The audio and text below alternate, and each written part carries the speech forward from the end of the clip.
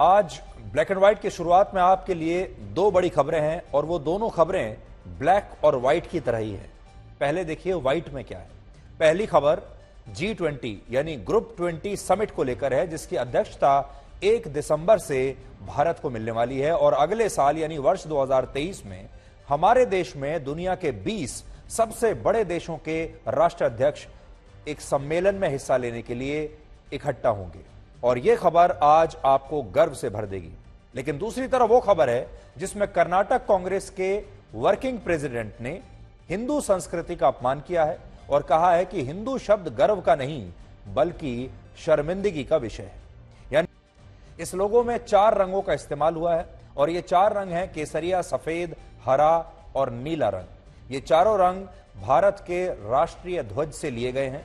इसके अलावा इसमें कमल के फूल की जो 7 पंखुड़ियां अंकित हैं वो पृथ्वी पर मौजूद 7 महासागरों और 7 महाद्वीपों को परिभाषित करती हैं। और इसमें पृथ्वी को इसलिए दिखाया गया क्योंकि भारत की संस्कृति पूरी पृथ्वी को एक परिवार के रूप में मानती है और इन तमाम बातों का आज प्रधानमंत्री नरेंद्र मोदी ने भी अपने इस कार्यक्रम में जिक्र किया है।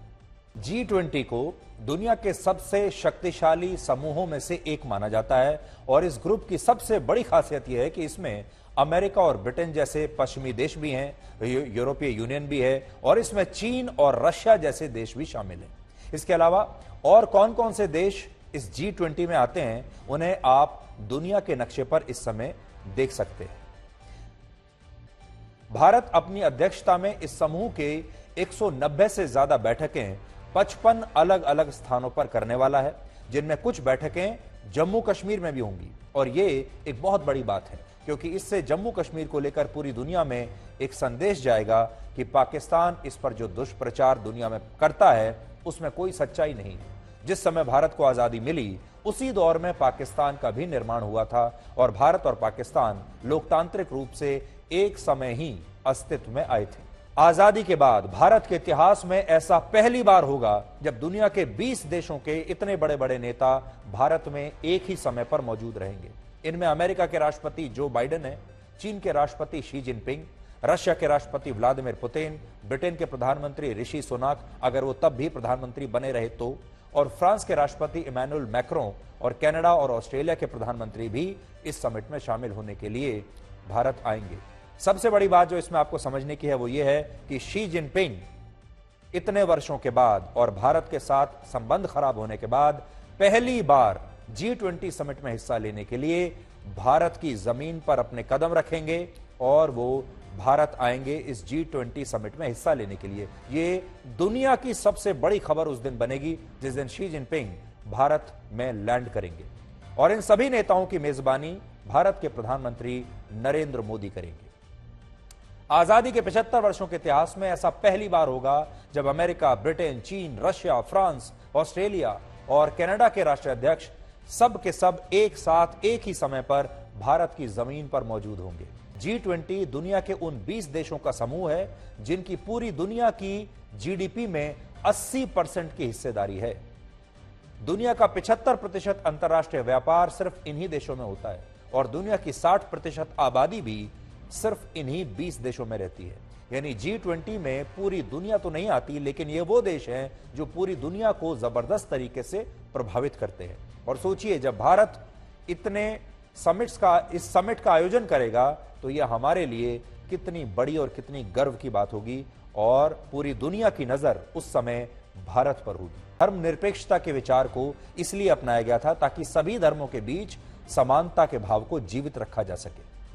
लेकिन समय के साथ साथ हमारे देश के खास वर्ग ने खुद को सेक्युलर यानी धर्मनिरपेक्ष साबित करने के लिए हिंदू संस्कृति का अपमान करना शुरू कर दिया।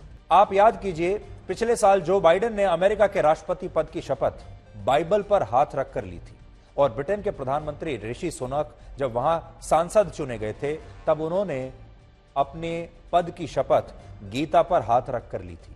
और इन नेताओं ने इस दौरान ये बिल्कुल नहीं सोचा कि उनका ऐसा करने से उनकी धर्मनिरपेक्षता पर सवाल खड़े हो जाएंगे, धर्मनिरपेक्षता खतरे में आ जाएगी और किसी ने सवाल उठाया भी नहीं। ऋषि सुनक गीता पर हाथ रखकर शपथ लेते हैं। अमेरिका के राष्ट्रपति वहां पर तो ये चलन है कि जो भी राष्ट्रपति आता है वो बाइबल पर हाथ रखकर ही शपथ लेता है, चाहे कोई भी राष्ट्रपति हो। लेकिन कभी किसी ने उन्हें सांप्रदायिक नहीं कहा। लेकिन हमारे देश में इसका उल्टा होता है। ज्यादातर इतिहास की किताबों और लेखों में यही बताया जाता है कि जब 600 ईसा पूर्व में ईरान से आए पारसी धर्म के लोगों ने भारत पर आक्रमण किया, तब हिंदू शब्द का पहली बार प्रयोग हुआ था और हिंदू से ही बाद में हिंदुस्तान शब्द आया, यानी ऐसा स्थान जहां हिंदू रहते हैं। इसके अलावा यह भी कहा जाता है क्योंकि फारसी भाषा बोलने वाले लोग सा का उच्चारण हा से करते थे, वो सा को हा कहते थे, इसलिए इस वजह से भी सिंधु शब्द हिंदू शब्द में बदल गया और जो लोग सिंधु नदी के पूर्व में रहते थे उन्हें हिंदू कहकर संबोधित किया जाने लगा। वर्ष 1996 में सुप्रीम कोर्ट ने अपने एक फैसले में कहा था कि हिंदू सिर्फ एक धर्म नहीं बल्कि ये एक वे ऑफ लाइफ है। हिंदुइज्म यानी जीवन जीने की एक शैली है जो बाकी धर्मों से इसे अलग बनाती है। लेकिन कांग्रेस के नेता इसी संस्कृति को शर्मिंदगी का विषय बता रहे हैं और उनका कहना है कि इस शब्द का मतलब असल में बहुत गलत है। सच्चाई को तोड़ मरोड़ कर पेश किया जा रहा है। इसका मतलब यह नहीं है कि हिंदू शब्द गंदा है या हिंदू संस्कृति में कोई कमी रह गई है। जैसे फारसी भाषा का एक शब्दकोश है जो वर्ष 1964 में लखनऊ में प्रकाशित हुआ। इसमें हिंदू शब्द का अर्थ रहजन बताया गया है। रहजन उस व्यक्ति को कहते हैं जो डाका डालता है, यानी जो एक डाकू की तरह होता है। अब बड़ी बात यह है कि किसी भी शब्दकोश में कोई शब्द कैसे आता है जब उस शब्द का किसी काव्य संग्रह या कथाओं में इस्तेमाल होता है, और यहां भी यह शब्द एक काव्य संग्रह से ही आया है जिसे लोग बेनजीर चमन के नाम से जानते हैं। और इस संग्रह में एक पंक्ति है जिसमें हिंदुओं को काफिर और डाकू कहा गया है। लेकिन इसका मतलब यह बिल्कुल नहीं है कि हिंदू और हिंदू संस्कृति का मतलब यही हो जाता है। और आज हर कोई यह जानना चाहता है कि हमारे देश के मंदिरों के पास कितनी संपत्ति है। इसे लेकर हाल ही में कुछ नए आंकड़े आए हैं जिनमें यह बताया गया है कि आंध्र प्रदेश में स्थित तिरुपति बालाजी मंदिर के पास 2.5 लाख करोड़ रुपए की संपत्ति है, जिनमें से लगभग 16,000 करोड़ रुपए बैंकों में जमा है, जबकि मंदिर के पास 10 टन से ज्यादा सोने का भंडार है और इसके अतिरिक्त 2.5 टन सोने के आभूषण भी इस मंदिर के पास है। और अलग अलग शहरों में मंदिर के पास कुल मिलाकर 960 संपत्तियां हैं।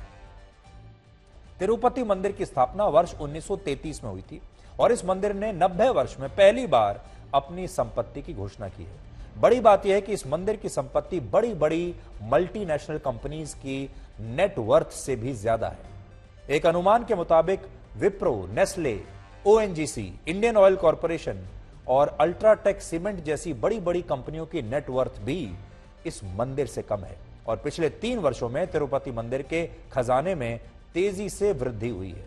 वर्ष 2019 में तिरुपति मंदिर का लगभग 7.5 टन सोना बैंकों में जमा था और इस साल 10 टन से ज्यादा यह सोना हो चुका है और इसमें लगभग 3 टन सोने की वृद्धि हुई है। इसी तरह वर्ष 2019 में अलग अलग बैंकों में तिरुपति मंदिर के लगभग 13,000 करोड़ रुपए जमा थे, जो अब बढ़कर 16,000 करोड़ रुपए हो गए हैं।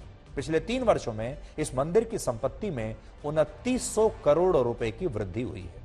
लेकिन इस बार नवंबर का महीना देश के लोगों के लिए मार्च जैसा गर्म दिख रहा है। दिल्ली में कल गर्मी ने एक नया रिकॉर्ड बना दिया और कल का दिन यानी सोमवार पिछले 14 वर्षों में नवंबर महीने का सबसे गर्म दिन रहा। दिल्ली में कल 33 डिग्री सेल्सियस तापमान दर्ज किया गया और यह बहुत गंभीर बात है क्योंकि इससे पहले ऐसा 14 वर्ष पहले हुआ था। 4 नवंबर 2008 को दिल्ली में 33.5 डिग्री सेल्सियस तापमान दर्ज किया गया था और 21 साल पहले 3 नवंबर 2001 को 36 डिग्री सेल्सियस तापमान दर्ज किया गया था। दिल्ली और एनसीआर के इस मौसम में जो बदलाव आ रहा है उसकी 2 बड़ी वजह है। पहली वजह है प्रदूषण और दूसरा है हवाओं की दिशा। दिल्ली और एनसीआर में इन दिनों प्रदूषण बहुत ज्यादा है और पिछले हफ्ते दिल्ली में एयर क्वालिटी इंडेक्स यानी हवा की गुणवत्ता का स्तर 450 के ऊपर चला गया था, जिससे खतरनाक, बेहद खतरनाक माना जाता है। प्रदूषण बढ़ने से गर्मी बढ़ती है